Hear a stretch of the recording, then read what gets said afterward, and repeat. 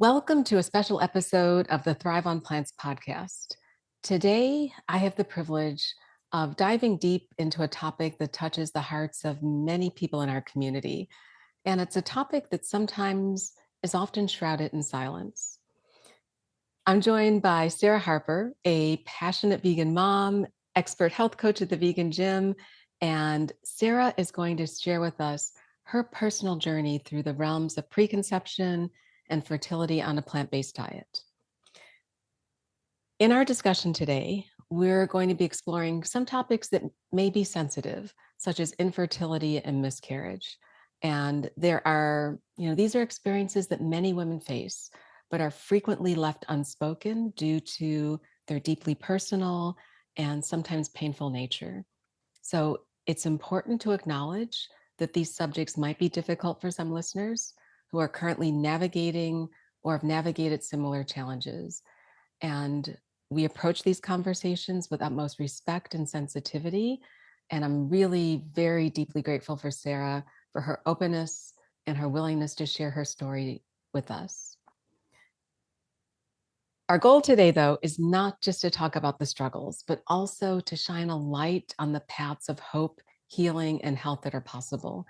And Sarah will guide her through her transformative journey. We'll discuss how focusing on a plant-based diet supported her through her fertility treatments and helped her manage the emotional landscapes of her personal experiences.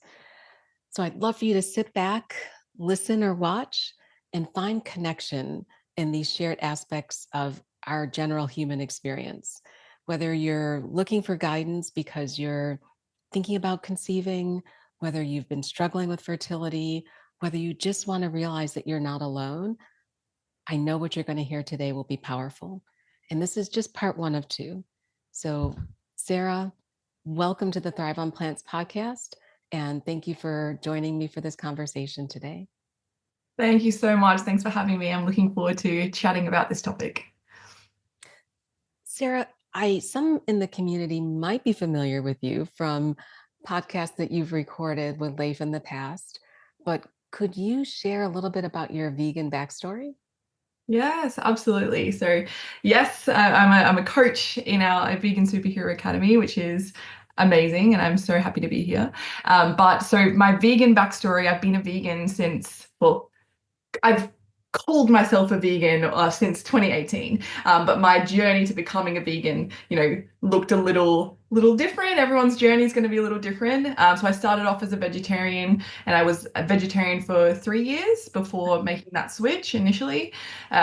Initially for health reasons, I was having a strange vomiting thing that was happening, and there was no direct correlation that I could really find, but it was something noteworthy that I was like, hey, maybe this is impacted. So that kind of led me down that path initially. And then as I started on my vegetarian journey, then I started learning a little bit more about health benefits, cardiovascular benefits, meat as a carcinogen, all of the things, like just delving deep into the rabbit hole of research. And of course, the animal cruelty aspect as well. And then from that, the scale started to tip from, hey, eating dairy and eggs, because for ease and convenience, this is an easy thing to do, and I'm doing this because everyone else does. The scale started to tip to be like, that's not a big enough reason for me to keep doing that anymore. And I just, decided to make that switch for health, but just because it aligned so much with the values that I was starting to really build. And Sarah, you're obviously not from the US. How is that obvious? Were there others in your community, your husband, whether it was your fiance, your boyfriend at the time, were you the only vegan, or was this change something that you had people on the journey with you? I was by myself, or so it felt. I was definitely paving the way in my family and also in my friend group, which is scary in its own right. So becoming a vegetarian, What are you doing? that's right. because it's so deeply ingrained in everything we do. You know, birthdays, celebration, food is such a big thing and it's centered around so many, you know, family and friend outings. So it was definitely a big move. And then coming back, so when I started veganism as opposed to vegetarianism. So I went overseas for a year with my then boyfriend, who is now my husband, and we went overseas for a year, and that's when the transition happened. So I kind of left as a vegetarian and then came back as a vegan. Well, What what did did they they do do to for you over you? there? Yeah, that's right. But yeah. And did he make this journey with you? So yeah, so my husband, my beautiful husband Aaron, he didn't. So at the time when we first started dating, I didn't eat meat, and he always laughs about the way that I told him that I didn't eat meat because I didn't want to offend him because I wasn't eating meat. Uh-huh. Um, you know, it's just one of those things that the more confident you get about talking about it, the more that you're able to talk about it. But we always laugh about that. So he wasn't. He, you know, carnivore, ate all the meats, omnivore, and overseas, same deal. He still was eating meats, all of the things. Then when we came back, we'd been back for about 6 months or so, and we started living with my sister and her husband. We were all together. I was not eating meat. My sister has started to make the transition to not eat meat. We watched some documentaries, and then both of our husbands just made the switch overnight because they were Woohoo. like, "Oh, our wives are like maybe onto something here." They watched these documentaries, and they were just like, "Yeah," and he's not gone back since. So yeah, that was 2018, 2019. So yeah, Th- amazing. That does sound amazing, especially Yeah. because you and your sister did it at the same time. Yes, Yeah. yes. That was really helpful as well. So now we've got a nice little community of vegans growing in our friend and family group, which is beautiful. But you know, it has both ends of the spectrum. It can be alienating, Yeah. but it can also be, you know, you've got that support network as well. And talking about little communities growing, were you someone who always wanted children, or when did you and Aaron start thinking about having kids and what that would mean to you as being, becoming mom and dad? Yeah, it's such a good question. And no, actually, like I hadn't always viewed myself as someone that had wanted kids. Like I've always looked at kids and been like, oh, that's a really cool experience. But there's always been a part of me that's like, hey, I'm gonna have to give up so much to have a child and give everything to them. But when so when I met Aaron, he always wanted kids. He's just he oozes wanting to be a father and wanting to be a dad. So I knew that it would be in my future once we got together. But it was still, there was this part of me that was just like, I'm going to give up so much, and I knew that. But yeah, when the switch flicked, and I wanted babies, and I was like, you know what, I want this. Like it was all consuming. Like nothing else mattered more than this mattered. And that was how it was. So when that switch flicked and you decided, we're going to go for it, we're going to start a family, what did you start doing? And were you worried that being plant-based could be positive, negative, in terms of your ability to conceive and be a healthy mom? Yeah, great question. So I feel when we first were like, hey, yeah, we want to do this, you know, because I do work in the health and fitness industry, and I'm, you know, always delving into research on what's good, what's not. I started to become even more aware of like what I was putting into my body. You know, hey, what nutrients can I get? Folate, B12, choline, iron, like making sure, hey, I'm able to get these in, and I'm really thinking about it even more. So I started thinking about that. I started taking a supplement. So I still take it now because I'm breastfeeding, but Tresso's natal and also an omega-3. So I started that straight away because I wanted the stores to start to be built up. Because I knew that, you know, fertility journeys can be a long time. I hope that it wouldn't be, but I also had this in the back of my head being like, hey, well, you know, we don't know what's going to happen. So yes, I started eating the foods, went to the doctors, and they're always like, when you say, hey, I don't eat meat and I don't eat, you know, animal products, it's always like, What? what? Like, did I hear you correctly? And then you have to have, you know, you go in advocating for yourself. So at the start of the journey, I didn't feel that veganism was a problem, but as we went along, I started to question even my beliefs Hmm. as we went along. Yeah. That's interesting. Um, can you share a little bit more about what that journey was and why you started to what caused you to bring into question not only what you were putting in your body, but it sounds like what you believe. Yeah. Yeah. And that was really, really difficult. So for our conceiving journey, and one of the reasons why we're doing this podcast is it was a little bit of a longer journey for me and Aaron, and we were trying for months and not really seeing anything, not seeing anything at all. And as the months kind of go along, you start to question everything because you go, okay, Hmm. well, is it him? Is it me? Is it Hmm. what we're doing? Is it externally, internally related? All of the things, and when you dive into research, and I did dive into research, it helped me to kind of go, no, it's not to do with that. Like, I'm actually giving myself a fighting chance. There's just some things that don't, sometimes it just doesn't align, and there's just going to be things that happen in life. And I think when we were, so we started trying for months and months and months, and then at the 12-month mark, we got pregnant. Hooray!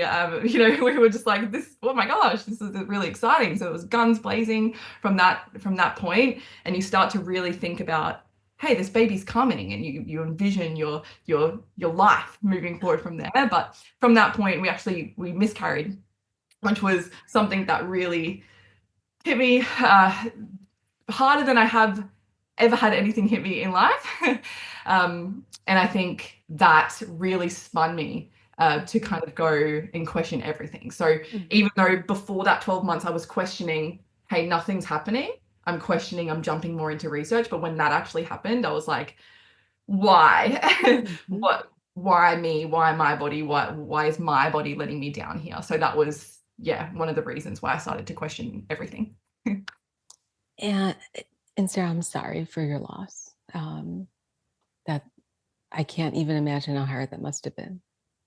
But Thank you. Yeah, it's one of those things you just never wish. It's indescribable. Like, you can never wish it on your worst enemy, and you can't even imagine or describe how it feels to someone that's not gone through it, because it's just, yeah, it's like this crushing of a dream, this crushing of things that you envision. So yeah, thank you. I appreciate it. so how did you move forward from there? I mean, it took 12 months and then you you essentially lose a family member. Um, how do you physically and mentally pick up? And where do you go in terms of your beliefs related to, is there anything I'm doing that caused this to happen? Yeah. So it was a process. I feel like I did go through all the stages of grieving, where it was just first like I was frozen. You feel like you're like on a hamster wheel that's just kind of stopped, but you're still stuck on this hamster wheel because you still don't have a baby. So that was kind of my first freeze. Was the first thing that really happened. But then from that point, I started, yeah, delving into the research even more, like being Mhm. like, you know, plant-based diets, do they lack enough protein for fertility? Plant-based diets, is there enough like the hormone balance and ovulation? Like, plant-based diets, can I get enough iron? And everything was coming off as like, yes you can, yes you can, yes Mhm. you can. And I knew that would be the case, but it was just that moment in time made me have to go back in and really just like solidify what I was doing. um in regards to picking myself back up from that time in my life as well, I think I really started jumping even more into mindset. And we talk a lot about this in the academy, of course.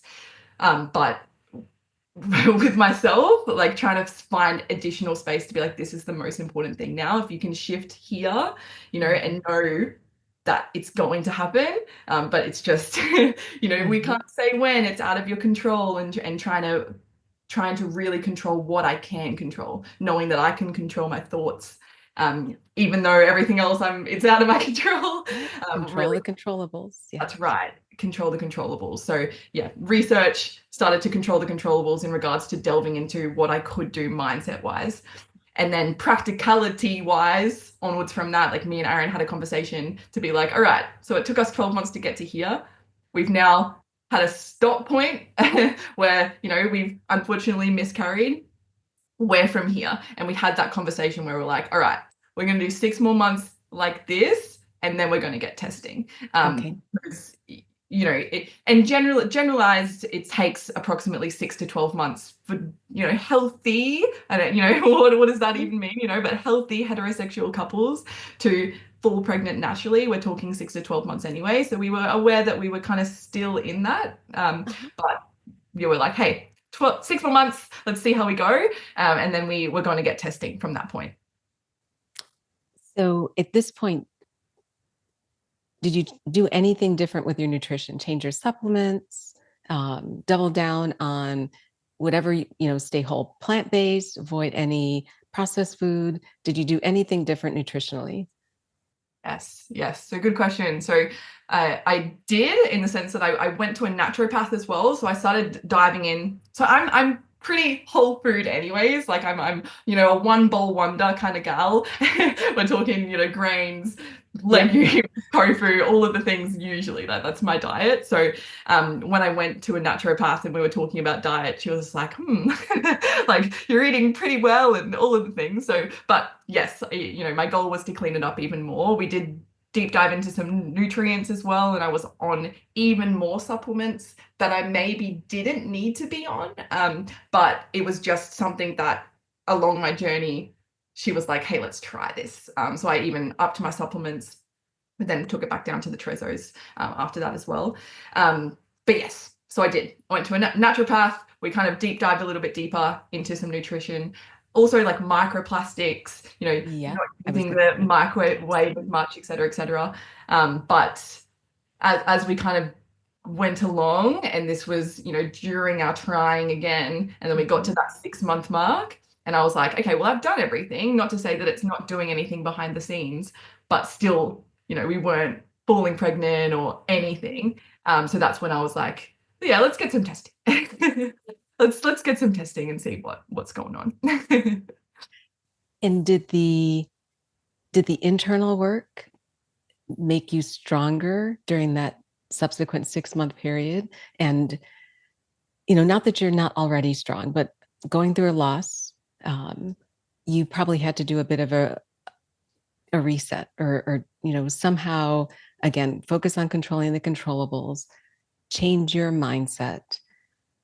What did you do for yourself spiritually and emotionally during that 6 months to also to make you stronger, knowing that this could be a 6-month journey, it could be a 60-month journey?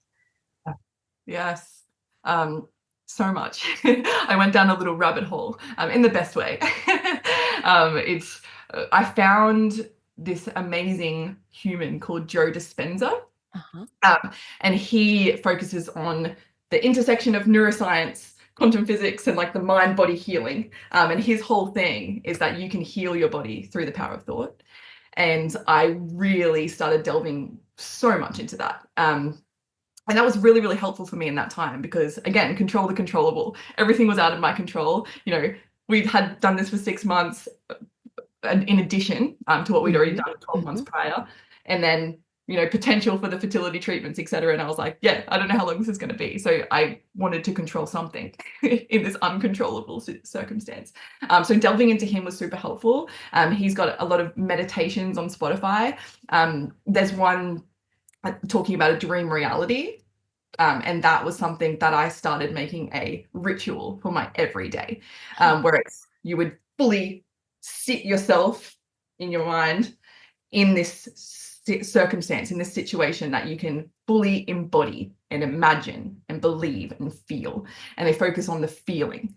So I would sit on my couch and I was holding a baby and, I could see the clock, I could see the date, and I would sit there and I would imagine this and I would do this every day, every single day. I did this, for, 3 to 5 minutes. And that helped me to kind of just know this is going to happen. Don't know when, but this is going to happen. So that was a big thing. Constant reframing. And I also jumped into acupuncture as well. Oh, interesting. I did also do a crystal healing session too. I was trying everything. You did a little bit of everything. Right?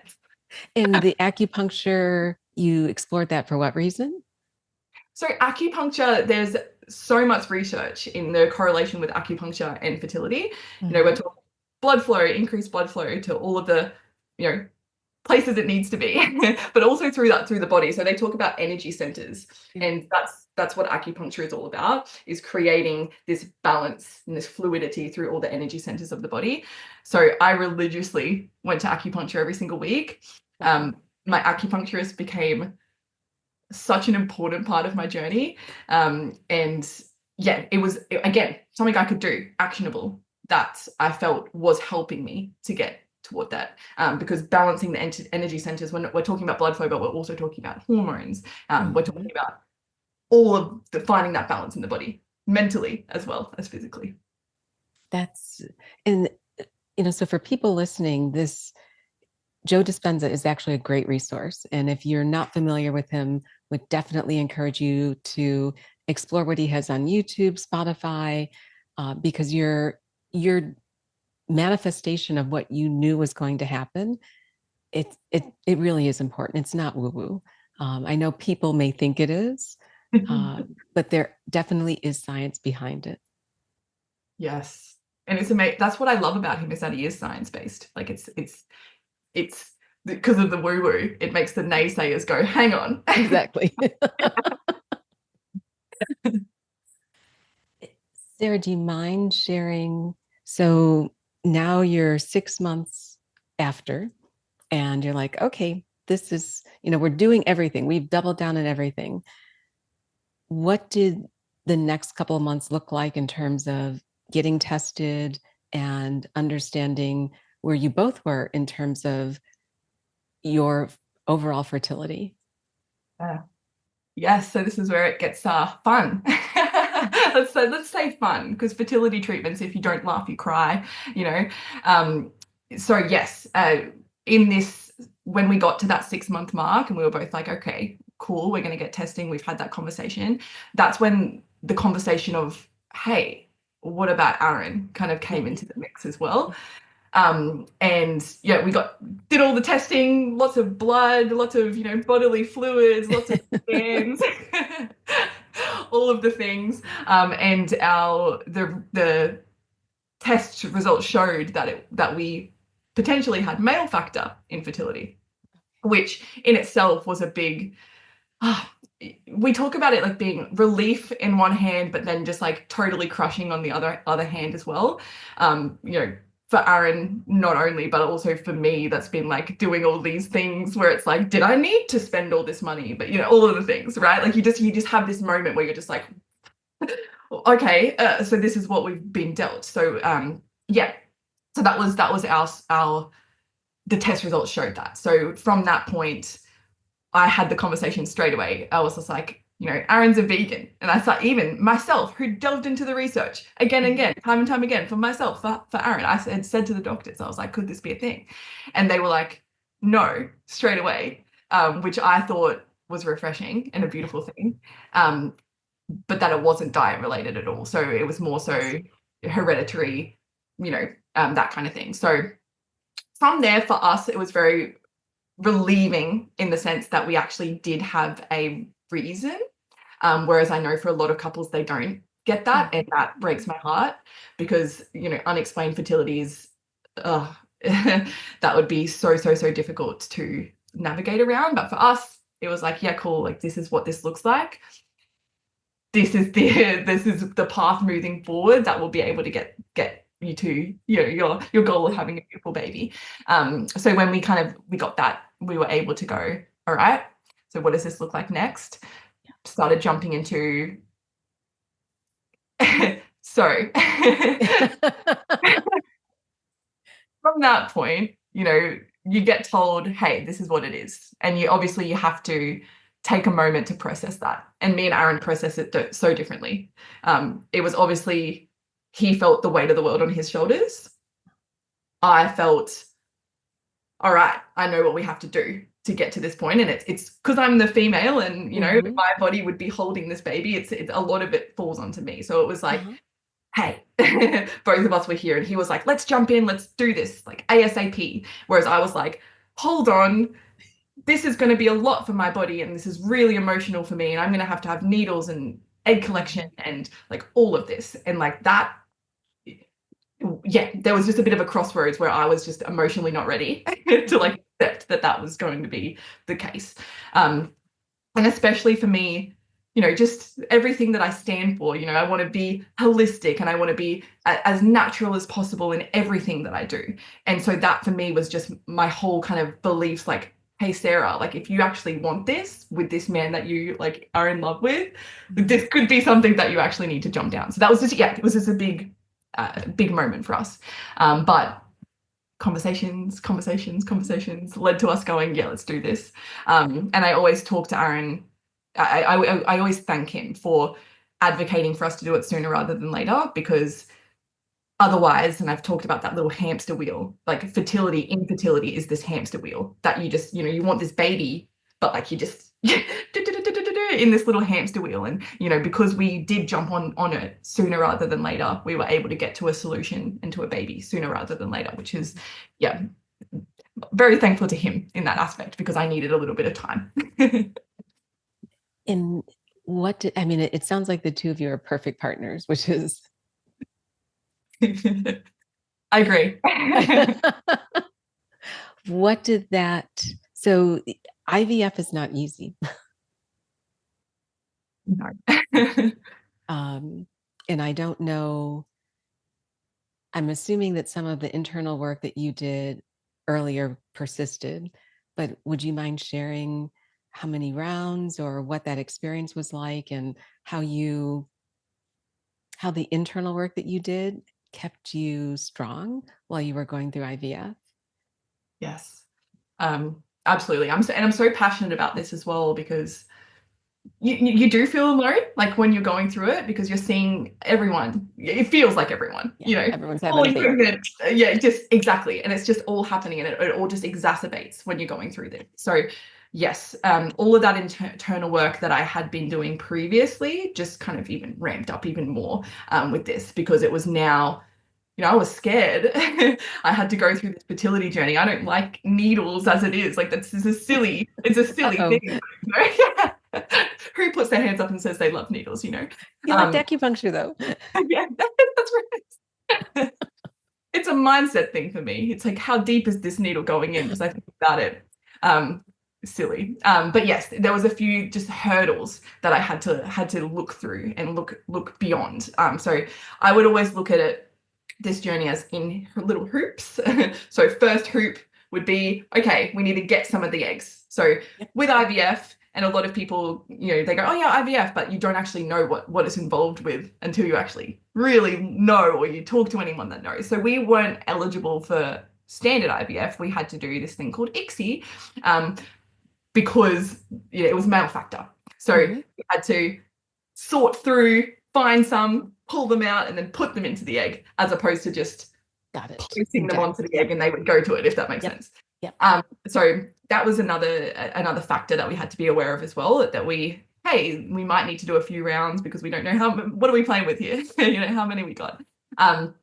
We were very lucky that we did only have to do one egg collection, and Really?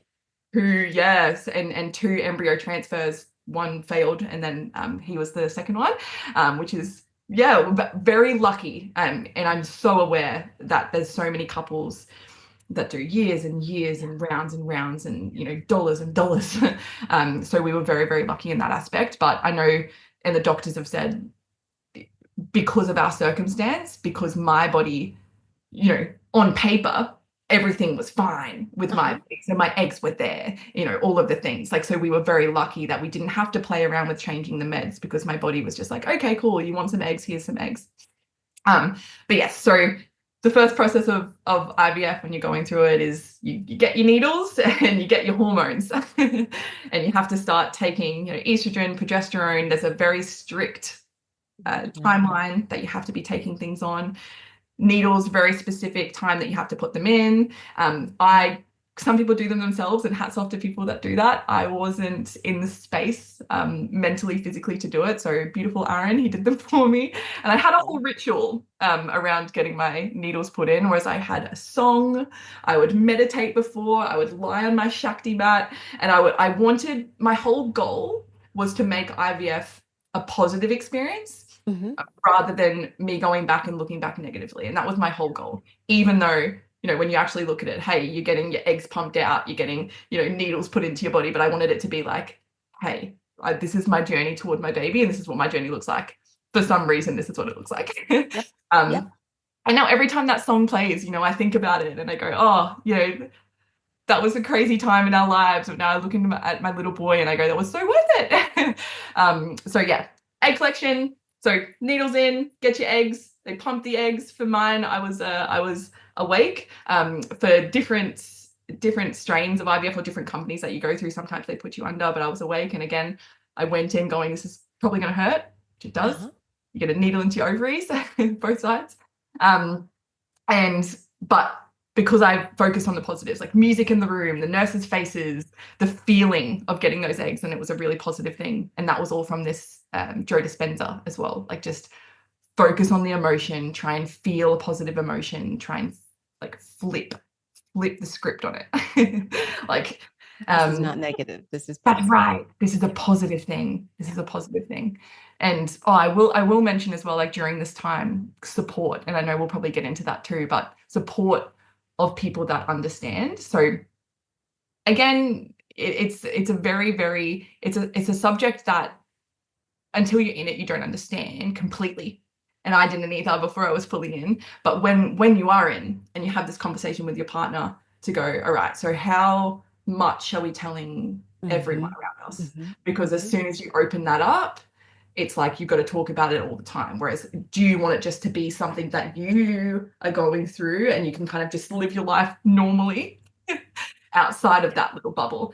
And we had that conversation where we're like, yeah, we don't really want to share this to the world yet. I wanted to in the future, hopefully when I was on the other end, but there were a select few. And there was one beautiful individual that we connected so we had miscarriages in or around the same time, and we connected in or around that time. It was just like the world threw us together. She came to one of my yoga classes. She was a vegan as well. She showed me a photo of a cow, and she was just a beautiful support during that time as well. So finding someone or something, some community that understands, and there's lots of groups on Facebook as well, IVF communities for specific states, specific countries, and also just in general. And it's just helpful to know that you're not alone in that circumstance as well. So all the things I did emotionally and mentally, but she was also a massive support for me too. Did you find many vegan IVF communities? Great question. No, I did do a little bit of a like, hey, like, is there anything available here? I couldn't, but it could just be where I live, specifically. But yeah. So I do want to touch on community in a bit, but I want to take this, because you were manifesting having a happy baby. And I think on the next episode, we'll talk more about your pregnancy and postpartum, because I want to dig deep into there. But how did we talk a lot about, or at least I talk a lot, about mindset, about community, about, again, controlling the controllables. How did all of those factor into this whole journey for you? Because I do think, I have some friends who've been through a fertility journey, and it can be very isolating. It can be you can feel like you're broken. You can feel like you're very much alone. But how did you and Aaron together, each of you independently, and then you as a woman, not feel that way and know that you were going to come out of this on the other side with a positive outcome? Yeah. It's such a good question. And I feel like for us, it was just this ever evolving thing. Like there'd be days where we're like, oh, this is so hard. And then days where we're like, hey, like everything, there's always Mhm. the up and down, but I would always bring myself back and be like, reframe. This is going to happen, even though this is so hard. So like the reframe for me was one of the biggest things that I just kept bringing it back to the why, bringing it back to this is going to happen, bringing it back to, hey, think positively here. Find something, find a silver lining of this horrible day. Anything that you could find. Because yeah, it does feel isolating. And especially I was talking before about, hey, people, pregnancy Oh, announcements yes. all around. And you're going, I'm so happy for these people around me. I don't want them to go through what I'm going through, but why me? Mhm. Why is this the cards Mhm. I've been dealt then? And that's really, really difficult because you do feel, well, I'm broken, or Aaron's broken, or our couples are broken, or like you just kind of you just question everything. But then you bring it back to going, no, there's a reason this is happening for me, you know. And I would have conversations with my beautiful friend about there's a reason this is happening for us, Mhm.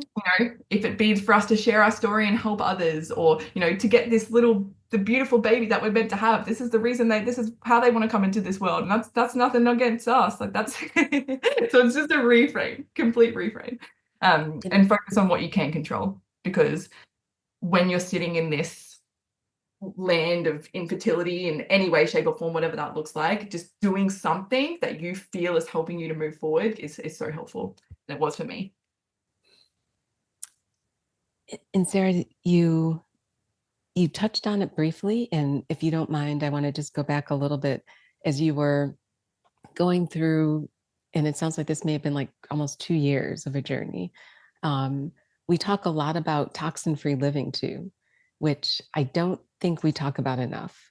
And how was there anything that you also did in your environment to reduce you mentioned microplastics, you mentioned endocrine disruptors, but if we touch on all of the elements, mindset, movement, sleep, stress, toxin free living, community, how did you take all of the pillars that we actually teach in our academy and apply them to your life?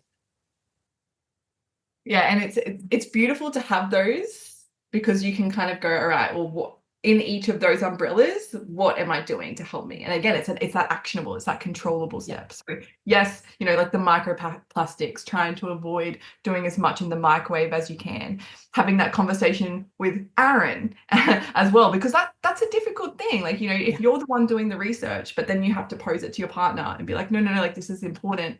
You have to get their buy-in. Like, so having that conversation and being like, this could actually help us. Uh-huh. That was something big in regards to that. Cooking foods fresh, Yep. using the stove, trying to avoid as much plastic as you can, drinking out of metal containers. It's the stuff often that you can't see Yeah. to be aware of as well. So yeah, that's probably the biggest things we did in regards to toxin-free living. And if you could sum up your journey in terms of what you learned, what you and Aaron learned together, and what you would want to share with anyone who's listening who may be thinking about having a beautiful baby, who maybe is struggling with infertility. How, what are those words of empowerment or encouragement that you can share with them to say, you can do it too? Yeah. Yeah, you got this. Yeah, you said it before. You are not alone. You are not broken. You will have times along your journey where you feel maybe the boat is rocked, but no, you are not alone. There's a massive community of 1 in 6 is generally the generalized rule of people that might go through infertility. So it may be you, and Mhm. that doesn't mean that there's anything specifically wrong with you or wrong with your coupling, or whatever that is. Just know that you're not alone. Get testing early is another thing that I would say, 100%. And again, I shared this, like that was me kind of going, oh, get testing early, jump on it early as well, because we were told, hey, this isn't impossible for you. Like we were Uh-huh. I know that. I'm very, very, very, very grateful and lucky that science exists and the technology exists, and that we had some sperm to play around with. But like, I understand that that's not everyone and not Right. everyone's case. But testing early, jumping on it early, helped us to mentally and physically get off that hamster wheel and take the control back and be like, yes, there is a solution to move forward with this as well. So testing early, you're not broken, you're not alone. Focus on what you can control. Mhm. Again, big. That for me, doing that internal work was one of the only things that got me through that time, because you can have things that hit you down in life. And Yeah. I've had my fair share of things in life that have, not gone perfectly or how I thought they would, but this hit me like nothing else. Um, and yeah, hitting that point and going, okay, what can I do to actually get myself back to normal or what I was Yeah. before? Yeah, focusing on what I could control. That was really helpful, because it was, again, helped me to get that control back. And so where are you now? And this will lead into the next episode, but can you just give people a peek into what happened at the end of this journey? So we have a beautiful little boy, and he is everything. He is the best. His name is Roman, and he's 6 months old, or almost 7 months old Oh now. my gosh, And already? oh, what the heck? Time goes so fast. Time is definitely a thief in regards to that. But yeah, he's thriving. He's healthy. I'm thriving. I'm healthy. 6 months, 7 months postpartum now, and pretty much feeling back to myself, if not even stronger than I was before. So I'm really excited for the next episode to delve into that as well.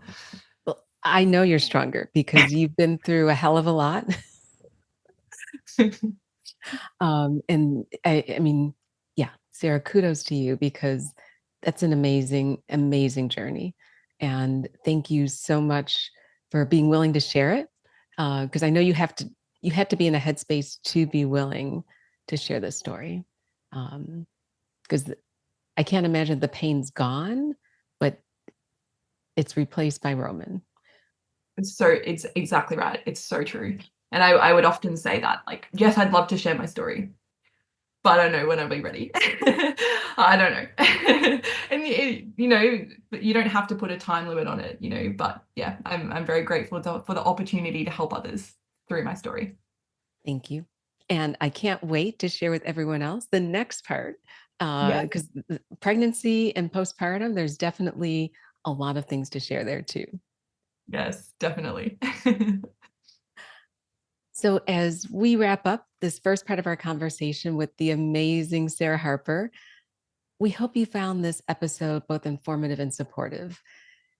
Discussing topics like infertility, miscarriage can be challenging, but these are conversations that we need to have, both for understanding, for building compassion, and for helping you know that you are not alone, and knowing that you can always reach out to us if you have any questions, concerns, or just need to know that there's someone out there who's been through this and is willing to share their story with you and share the tips that they've been through on how to navigate this journey.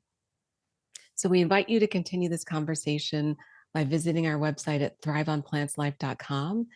You'll be able to find resources. You'll be able to connect with a thriving community of amazing women at all different phases of life, because your story is important too. And we want to be there to share with you the ups and the downs, just as Sarah shared hers with us. Please don't forget to subscribe to the Thrive on Plants podcast. More episodes like this are coming, and we want to be able to share Sarah's story and the stories of other women that I'll be hosting, so that all of you can learn from these amazing women that I'm fortunate to be able to spend time with.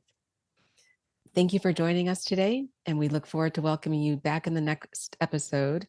In the meantime, keep thriving on plants and living with purpose. Take care. Thank you. The content provided in this podcast is intended solely for informational and educational purposes. It's not designed to replace professional medical advice, diagnosis, or treatment. While I'm a doctor, I'm not your doctor. always seek the guidance of your physician or other qualified healthcare provider with any questions you may have regarding your health, medical conditions, or treatments. Our goal is to provide accurate and up-to-date information. The discussions and views shared on this podcast reflect the opinions of the host and guest, and they may not align with your unique health needs. Decisions related to your health and wellness should be made in consultation with your healthcare team because they understand your specific circumstances. Thanks for joining us on this journey to thrive on plants, and I hope you enjoy the future episodes.